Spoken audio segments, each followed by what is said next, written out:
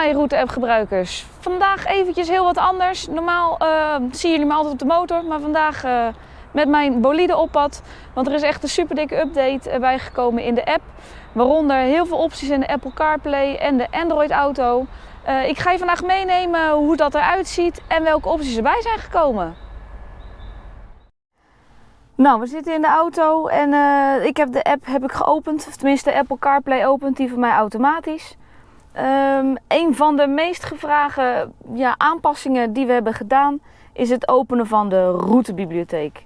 En kijk nou eens, dit ziet er toch fantastisch uit. De meesten die eigenlijk mijn route-app gebruiken zullen waarschijnlijk dit wel voor de motor gebruiken, of in ieder geval ik wel.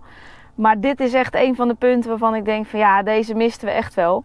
Zoals je ziet zijn dit wel de routes die ik dus voor de motor maak. Maar dat maakt voor het route rijden in principe niet zoveel uit. Maar mocht je dan zeggen van joh, ik wil een mooie route maken met mijn eigen motorgroep of autogroep.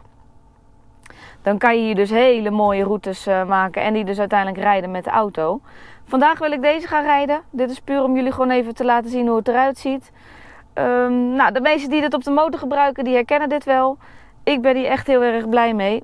Ik druk op start en nu gaat hij dus navigeren naar het eerstvolgende routepunt. Dat kan je natuurlijk ook uitzetten. Dat is ook een van de updates. Ik bedoel deze. En dan zie je dus dat hij van het handje naar het finishvlaggetje verandert. En als je dan terug gaat, zie je dus dat hij naar het einde van de route navigeert. Qua rijden maakt het niet zoveel uit. Het is alleen voor jezelf de tijd. Dus wil je de tijd zien naar het eerstvolgende routepunt. Of wil je de tijd zien naar het einde van de punt en hoeveel kilometers je nog moet. Dat is een persoonlijke instelling en dat zal per rit eigenlijk veranderen.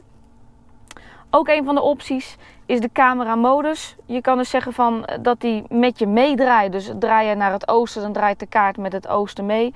Of wil je hem gewoon vastgezet hebben. Ik vind hem vast. Dus kijk, hier zie je dus dat hij verandert. Dus hier zal hij met je meedraaien. Of met deze zal hij met je meedraaien. En met deze heb je een vast punt. Ook een persoonlijke instelling. En dat zal voor iedereen heel erg anders zijn. Desalniettemin vind ik deze update echt super handig. We gaan met het tandwieltje bovenin. Je hebt ook een dag- en nachtinstelling. Nou ja, voor dag zal de kaart wat helderder zijn. En zet je hem in nachtmodus, dan zal de kaart donker gefaseerd zijn. Je kan ook audiowaarschuwingen aan of uitzetten. Aan is altijd wel handig, want dan hoor je ze op tijd. Spraakinstructies uit of aan, dat spreekt voor zich. Ik rij eigenlijk altijd met spraakinstructies uit, maar dat is wederom een persoonlijke instelling. Kaartstijl, deze is ook echt heel erg mooi. Zoals je ziet is dit gewoon een kaart zoals je hem gewend bent. Maar je kan hem dus ook op een Google Maps inzetten. En dat ziet er echt super scherp uit. We gaan even terug.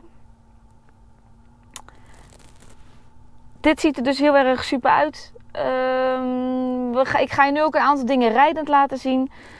Dat is wel wat handiger. Er zijn ook wat nieuwe updates daarbij gekomen. Dus die komen eraan.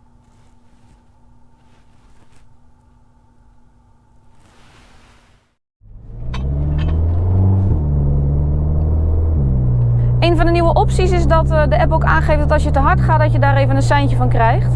Ik zal het hier kort even demonstreren, want we kunnen hier niet te hard. Maar zoals je ziet, we gaan hier te hard en dan wordt het cirkeltje rood. En zodra we afzakken en we weer volgens de limiet rijden, dan wordt hij weer blauw. Ook een van de nieuwe opties is het waypoint overslaan.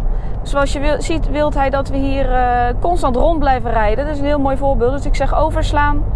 Dan herberekent hij hem en kunnen we weer verder met de route. Aangekomen in de app. Ik ben even gestopt met rijden en ik heb de route ook even gestopt. Ik moet ook nog eventjes zeggen dat we naast alle updates die ik je net heb laten zien, ook nog het algoritme voor het overslaan van de waypoints hebben aangepast. Zoals je net ook al zag, sla ik hem dan over en dan hadden we er een algoritme achter zitten die dan automatisch je terugleidt naar de route die je gemaakt hebt. Die hebben we dus aangepast. En we hebben ook nog wat bugs opgelost, zodat de app stabieler en prettiger te gebruiken is. Mocht je nou zeggen van nou, ik heb nog meer opties of ik heb nog meer op- of aanmerkingen, laat ons dat dan weten in de comments of op de forums. En tot de volgende vlog.